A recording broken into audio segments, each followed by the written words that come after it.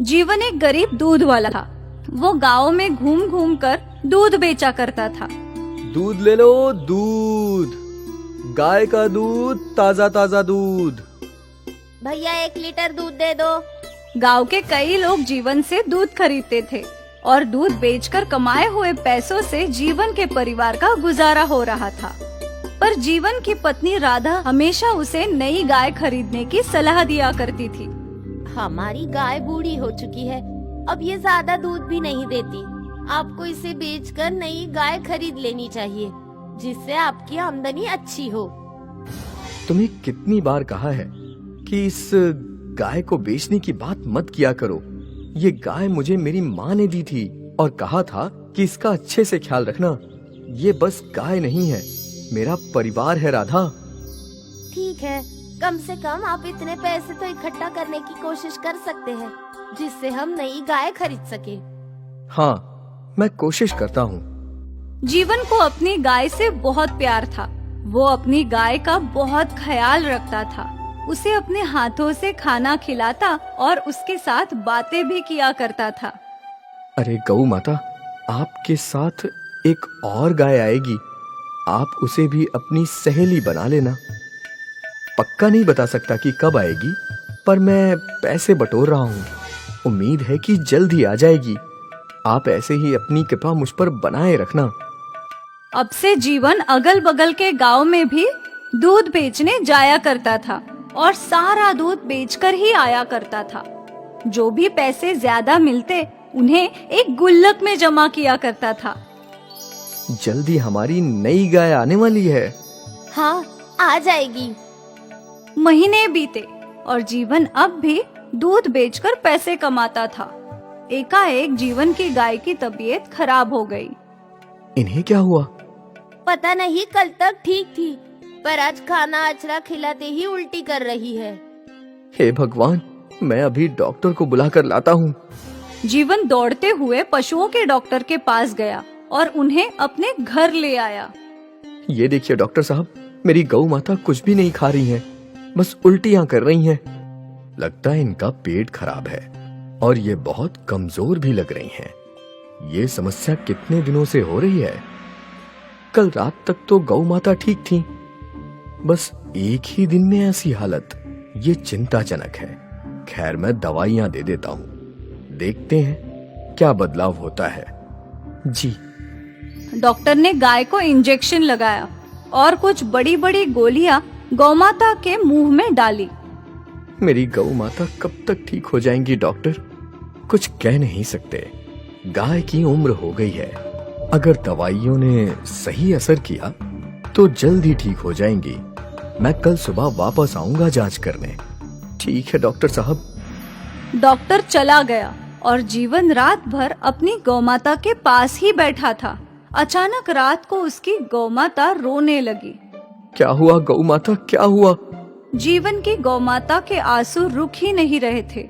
जीवन को कुछ समझ नहीं आ रहा था। उसने अपनी गाय को गले लगा लिया और रोते रोते पता नहीं कब गौ माता ने दम तोड़ दिया। जब गौ माता ने सांसें लेना बंद कर दिया तो जीवन हका बक रह गया। नहीं। वो जोर जोर से रोने लगा। राधा दौड़ते हुए आई। मेरी गौ माता चली गई। राधा, मेरी गौ माता चली गई। राधा को इस बात का अंदाजा था।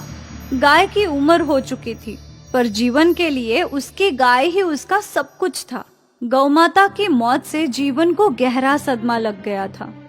जीवन ने एकाएक खाना पीना छोड़ दिया था। उसका किसी भी चीज में मन ही नहीं लग रहा था। ये तो होना ही था। आपको अपनी गाय से बहुत लगाव था, मैं जानती हूँ, पर वो अब इस दुनिया में नहीं है। पर हम तो है। हमें जीवित रहने के लिए कुछ न कुछ तो करना ही होगा। हमें दूसरी गाय खरीदनी होगी। ठीक है। राधा ने वो गुल्लक लाया और गुल्लक को तोड़ दिया और पैसे गिनने लगी। ये तो बस 2000 रुपए है। इतने कम पैसों में गाय कहाँ से आएगी? मुझे नहीं पता, मेरा तो सब कुछ मेरी गाय ही थी। अब भगवान की जो मर्जी। हे भगवान। राधा को समझ नहीं आ रहा था कि अब घर कैसे चलेगा। वो भगवान जी से प्रार्थना करने लगी। आप तो कोई चमत्कार दिखाइए प्रभु। रात को सोने से पहले जीवन अपनी गौशाला के पास गया। वो अपनी गौ माता को याद कर रहा था।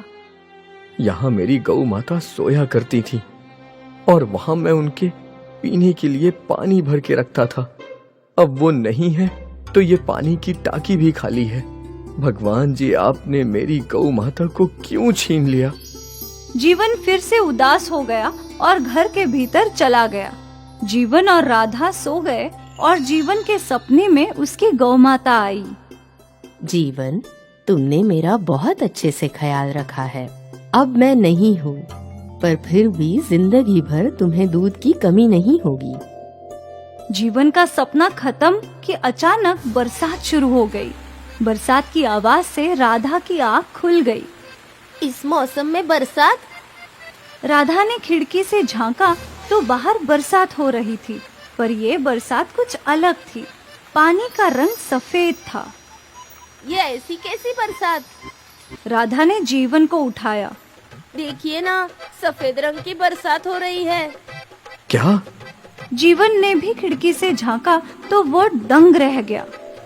ये सफेद रंग की नहीं बल्कि दूध की बारिश है। दूध की बारिश? गौ माता मेरे सपने में आई थी और उन्होंने कहा कि मुझे जिंदगी भर दूध की कमी नहीं पड़ेगी। हे भगवान!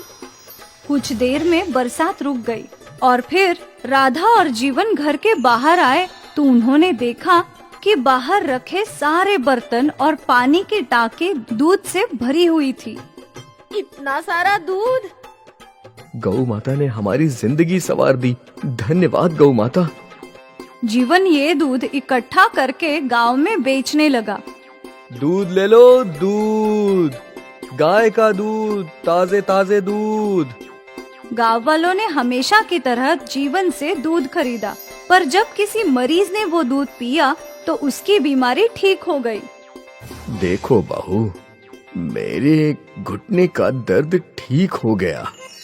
मेरा फ्रैक्चर भी ठीक हो गया माँ। गांव वाले हैरान थे। जीवन का दूध गांव वालों के लिए अमृत बन गया था।